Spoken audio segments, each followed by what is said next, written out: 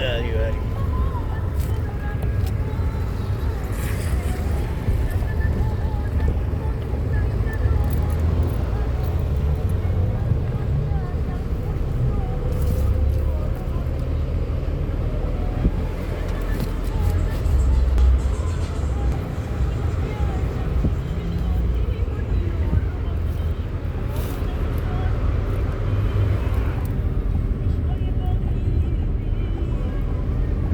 سرما خرستون آفیسر میره خیلی هم هوا خوبه. هوا تابستونیه. هوا بهار است سرماست. نه خیلی هم هوا خوبه.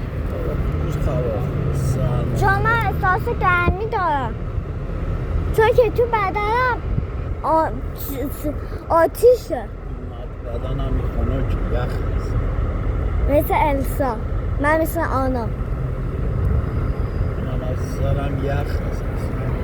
تو بخواستی یک کلاه بخری. من میخوام چکستم یک کلاه بخر بزن سرت، یه شاد کردن و یک کاپشن گرم بپوش خودت بیا بیرون.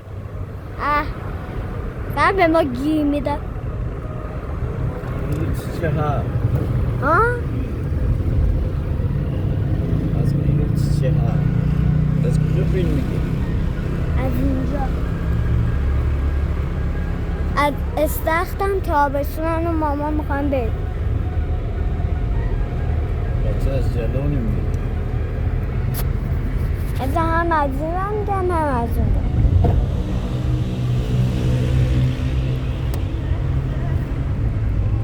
تا از آسمونم بگی.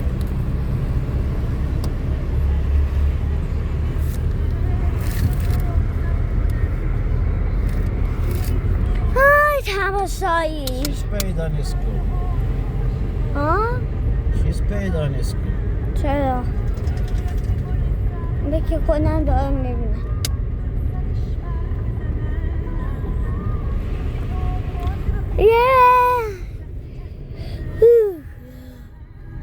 یه نمایشی، نمایش از گوشی.